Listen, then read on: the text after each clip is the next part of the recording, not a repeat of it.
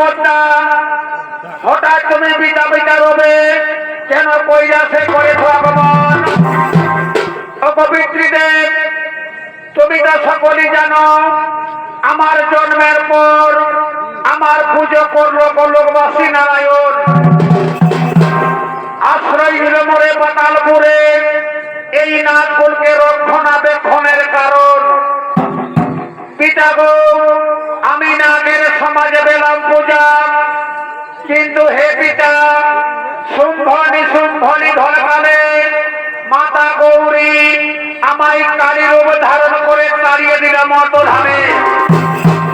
এই মর্তধামের মানব কেউ আবার পুজো করতে চাইছে না। বলো পিতা আমি মর্তধামে পুজো পাবো কি পাবো না? পিতা শোনো মা পদ্মা, তুমি এক কাজ করো মা, তুমি চলো যাও মা গোটা বিষ্ণুদেবের কাছে। বিষ্ণু দেবতার কাছে গেলে অবশ্যই তোমায় পদ বসিয়ে বলবে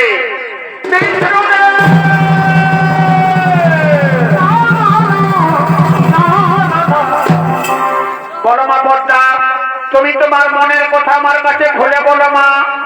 ও বিষ্ণুদেব আমায় কৃপা করে বলে দিন আমি মর্তধামে পুজো পাবো কি পাবো না প্রভু? শোনো মা পদ্মা, এই মর্তধামে পুজো প্রচার করতে গেলে তোমাকে একটি পরীক্ষা দিতে হবে মা, তোমাকে একটি পরীক্ষা দিতে হবে। আপনি আমার যা পরীক্ষা নেবেন নিন, আপনি আমার যা পরীক্ষা নেবেন নিন। শোনো মা পদ্মা, এই মর্তধামে দেবী বলে যদি পুজো প্রকাশ করতে চাও তাহলে তোমাকে একটি জীবন কল্যাণ যজ্ঞ করতে হবে মা, তোমাকে একটি জীবন কল্যাণ যজ্ঞ করতে হবে। আমি অবশ্যই জীবন কল্যাণ যজ্ঞ করব, কিন্তু আমায় কৃপা করে বলুন আমি কেমন করে জীবন কল্যাণ যজ্ঞ করব, কিবা বস্তু প্রয়োজন হবে তাতে? শোনো মা পদ্মা, তোমার জীবন কল্যাণ যজ্ঞে প্রয়োজন হবে আতপ চুয়া চন্দন স্বর্ণ জবা ফুল। আমি মহামনাকে পরীক্ষা দিচ্ছি মা, তোমার জীবন কল্যাণ যজ্ঞের জন্য যেন সমস্ত দেবতাগণ এমন বার্তা পাঠিয়ে দে।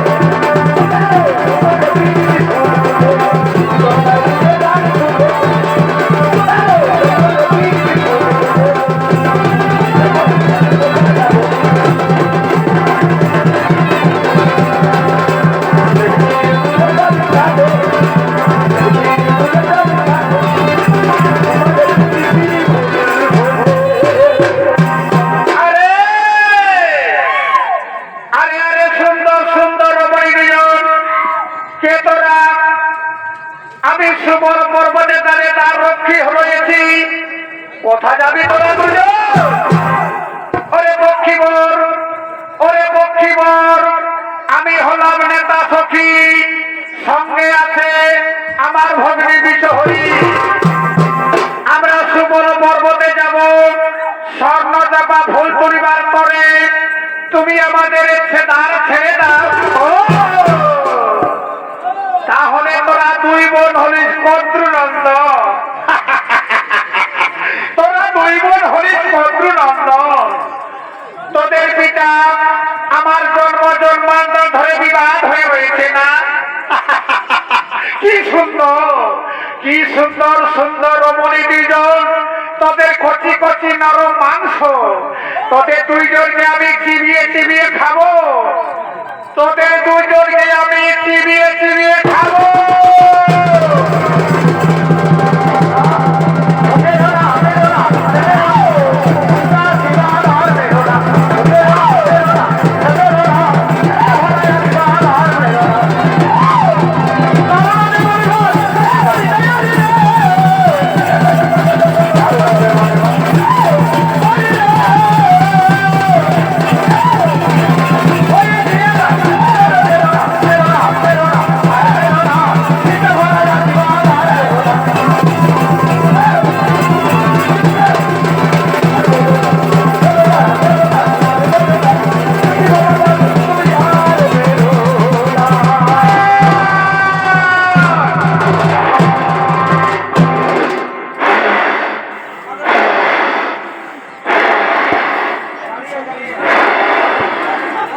দিদিরে, ওরে দিদিরে না সখী, ওই দেখ আমি গরুর পক্ষীকে দংশন করেছি, সেই অজ্ঞান হয়ে মাটিতে পড়েছে।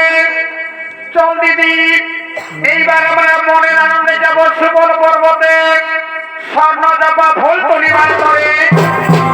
হ্যাঁ রে বোন, হ্যাঁ রে বোন, তুই ঠিকই বলেছিস। দেখছিস না রে কত সুন্দর সুন্দর সারি সারি স্বর্ণ চাপা ফুল রয়েছে।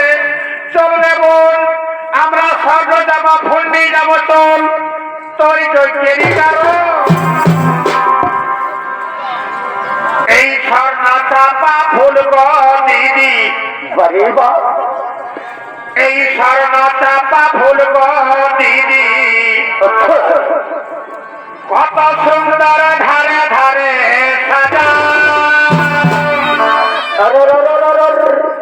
আর মনের মানুষের শোনে আমার কবে হবে দেখা দিদি, আমার কবে হবে দেখা।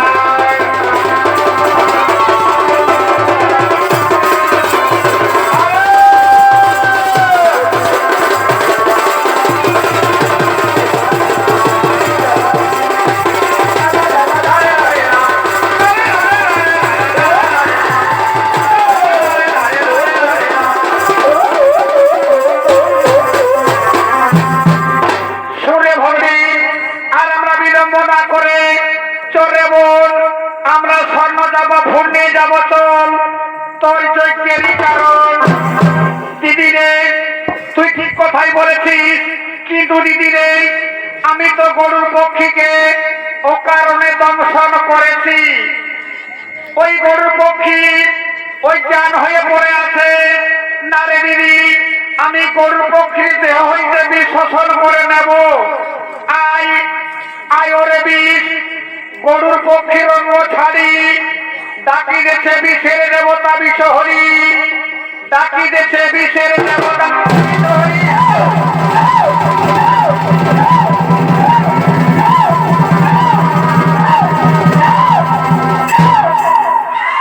আমিও ঘনিটাই ঘুমিয়েছিলাম, কিন্তু কোথা গেল সে নারী দুইজন? সুবল পর্বতে যায়নি তো? না না, দেখি দেখি নারী তো কোথায় গেল?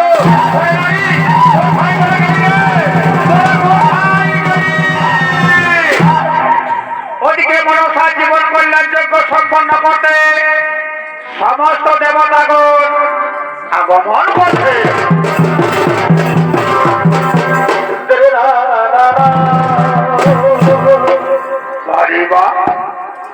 তুমি আমি, তুমি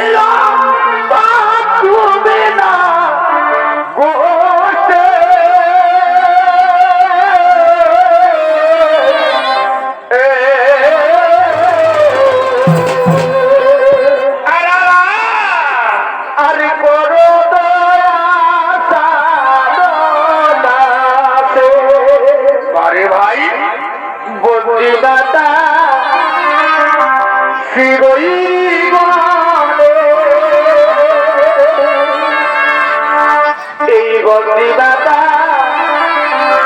শিগই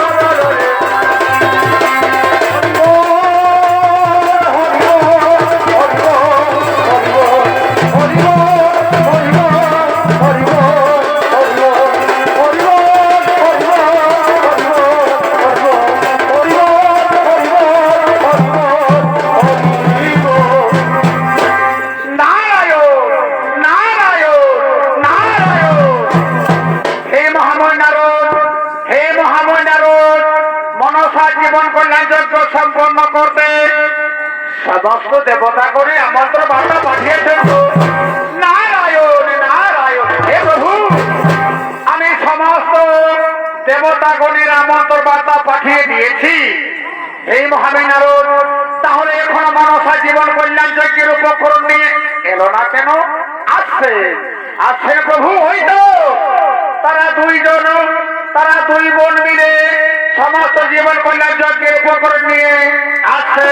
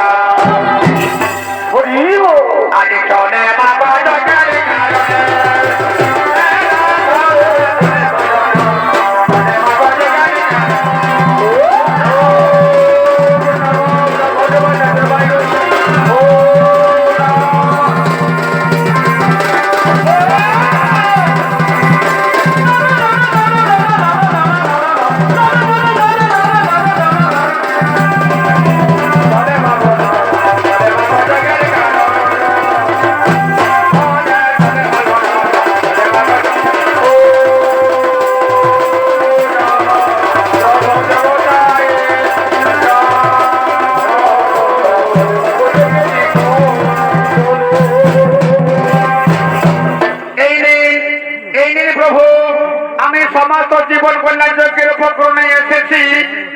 হেমা হেমা বলতাম, আমরা সমস্ত দেবতাগণ তোমার অপেক্ষায় ছিলাম মা। এই মুহূর্তে তোমার জীবন কল্যাণ যজ্ঞ আমি সম্পন্ন করবো। ও নমো জীবন কল্যাণ যজ্ঞে নমো নমঃ। ও নমো জীবন কল্যাণ যজ্ঞে নমো নমঃ। ও নমো জীবন কল্যাণ যজ্ঞে নমো নমঃ। একে মা বলতাম, তোমার জীবন কল্যাণ যজ্ঞ সম্পন্ন হলো না মা। যজ্ঞ কুণ্ড তো জলে হলো না মা। তবে কি কোনো বস্তু বাকি আছে? সঙ্গে সঙ্গে বিষ্ণু দেবতা বলছে, মা বলতা, আমি তোমায় বলেছিলাম মা, তোমার জীবন কল্যাণ যজ্ঞ সম্পন্ন করতে তপ্ত রক্ত প্রদান করতে হবে। আমি যখন প্রতিজ্ঞা করেছি অবশ্যই তা করব পূরণ। আমি এই মুহূর্তে আমার দেহ হতে এই ছেদন করে আমার দেহ রক্ত দিব জীবন কল্যাণ যজ্ঞে। না মা, তোমার বক্ষ চিরে রক্ত দিলে তোমার জীবন কল্যাণ যজ্ঞ সম্পন্ন হবে না মা। তাহলে আমায় কৃপা করে বলুন, আমি কোন রক্ত দিয়ে আমি আমার জীবন কল্যাণ যজ্ঞ সম্পন্ন করি? মা পদ্মা, তোমার জীবন কল্যাণ যজ্ঞ যদি সম্পন্ন করতে চাও, তুমি যদি মর্তধামে দেবী বলে পুজো পেতে চাও, তাহলে তোমার গর্ভের সন্তান আস্তিকের মুন্ড ছেদন করে জীবন কল্যাণ যজ্ঞে রক্ত দিতে হবে।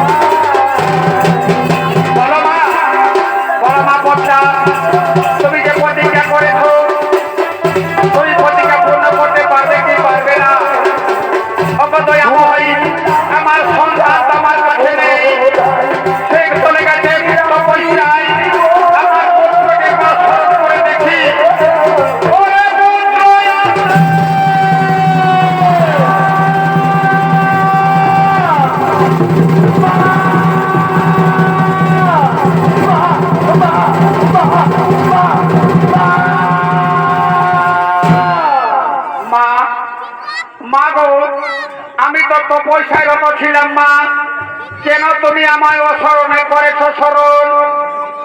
এসেছি ওরে পুত্র, এই অভাগিনী মায়ের কাছে তুই ছুটে এসেছি। ওরে পুত্র, আমি যে কঠিন পরীক্ষায় পড়েছি রে, আমি জীবন কল্যাণ যজ্ঞ করব বলে, আমি মর্তধামে দেবী বলে পুজো পাবো বলে, আমি যে বড় অপরাধ করেছি রে। তোর দেহে রক্ত দিয়ে আমার জীবন কল্যাণ যজ্ঞ সম্পন্ন হবে। ওরে পুত্র, তুই আমাকে ক্ষমা করে দে বাবা, তুই আমায় ক্ষমা কর। মা, মাগো, এর জন্য তুমি কাঁদছো? তুমি কেঁদো না মা। মাগো, কত মায়ে তো কত সন্তানের জন্ম দেয়, সেই সন্তান যখন একদিন মারা যায়, তার দেহটা শ্রীকাল কুকুরে ছিঁড়ে খায়। তুমি ধন্য মা, আমায় গর্বে ধারণ করেছিলে, আমার রক্ত দিয়ে তোমার জীবন কল্যাণ যোগ্য হবে, তুমি পৃথিবীতে দেবী বলে পুজো পাবে। এর জন্য কাঁদছো? কেন না মা। তবে মাগো, একটি আমার বড় বেদনা রয়ে গেল মা। তোমার যৌবন কালে পিতা তোমাকে ছেড়ে অন্যত্র চলে গেল, আর আমি তোমার গরম সর্বের সন্তান, আমি তোমার ঈর্ষণ করতে পারলাম না মা। আমি তোমার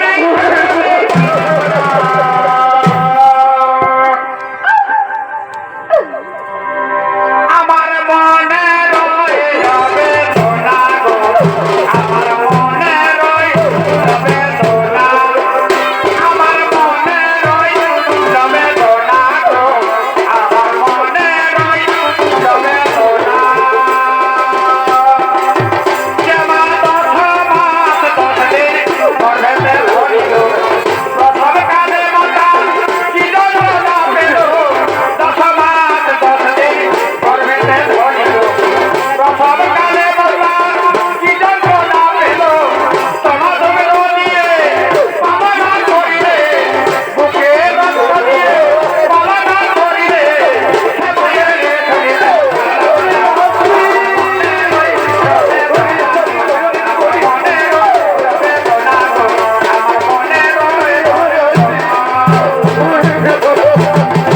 মাগো, আমার যে যাবার সময় হয়ে গেছে মা, তুমি কেঁদে কেঁদে আমায় যাবার পথ পিছল করে দিও না মা।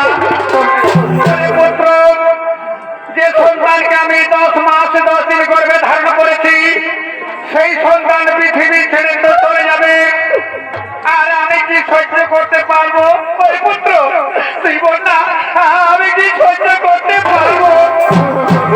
জানি না, পৃথিবী যদি সবাই ভুলে যায়, গর্ভধারিণী মা কোনদিন সন্তানকে তার ভুলতে পারে না মা, সন্তানকে তার ভুলতে পারে।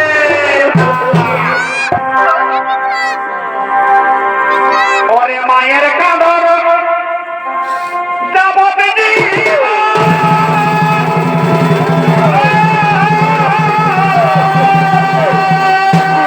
পুত্র, আর দুটাই ভাই বোনের কাঁদর রে,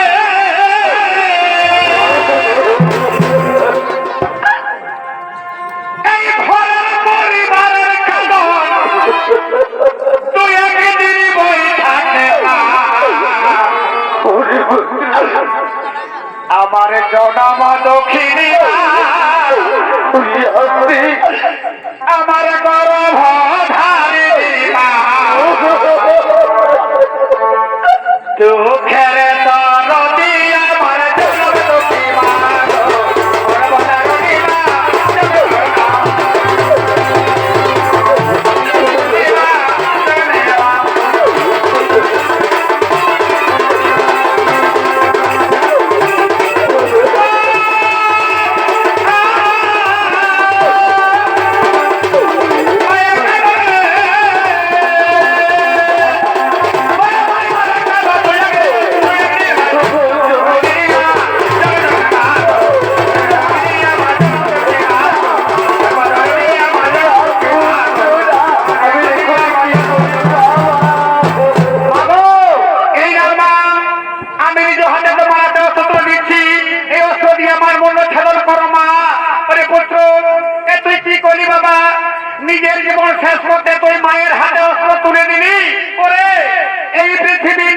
জাতি আমাকে কি বলবে?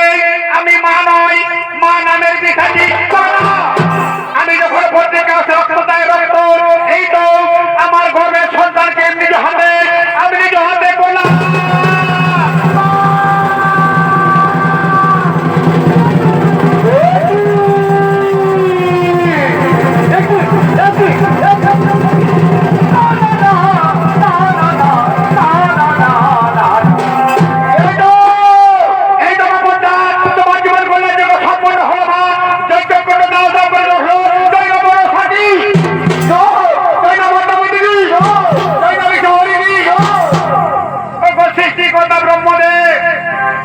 আমি কোনদিন আমার সন্তানকে কোলে ফিরে পাবো না ঠিকই, তবে হে প্রভু, একটি আমার প্রশ্ন আছে আপনার উপরে। বলো মা, তোমার কি সেই প্রশ্ন? হে সৃষ্টিকর্তা ব্রহ্মদেব, একদিন পরীক্ষিত রাজার পুত্র রাজা জন্মেঞ্জয় করেছিল সর্পযজ্ঞ। সেই দিন আমার এই শিশু পুত্রটি করেছিল আপনার সর্পকুলকে রক্ষা। ভবিষ্যৎ যদি কোনদিন কোন রাজা বা রাজপুত্র করে সর্পযজ্ঞ, তাহলে কে রক্ষা করবে আপনার সর্পকুল? মুছে যাবে তোমার সৃষ্টিকর্তা কসম হরণী কোত্রকে না। সঙ্গে সঙ্গে বিষ্ণুদেব বললেন, হে ব্রহ্মদেব, হে ব্রহ্মদেব, পর্দা ঠিক কথাই বলেছে। আস্তিক কেমনে প্রয়োজন আছে, আস্তিকের পুনর্জীব আমি দান করব। হে বিষ্ণুদেব, হে সমস্ত দেবতাগণ, আমি সকলের কথা অনুসারে আস্তিকের পুনর্জীব দান করব।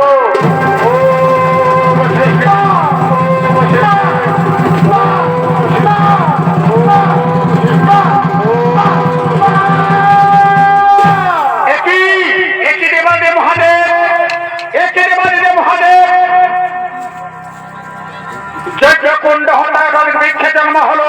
বলো বলো মহাদেব, এই বৃক্ষের বিবরণ তুমি বলো।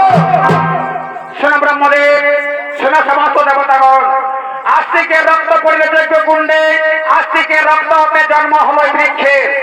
সাপের ফোনার মতো হলো পাতা, তৃণয়ন অঙ্গে কাটা, সারা অঙ্গে দুগ্ধে ভরা। দুগ্ধ পৈষ্য বালকের রক্ত হতে বৃক্ষে জন্ম হলো, তাই এই বৃক্ষের নাম হলো সিদ্ধবৃক্ষ। মনসা যেদিন মত ধাবে মানবের হাতে পুজো পাবে, সেই দিন এই সিদ্ধবৃক্ষ পাবে তার সঙ্গে পূজা। এই সিদ্ধবৃক্ষ ছাড়া মনসা পূজা হবে না সম্পন্ন। তাই সমস্ত দেবতা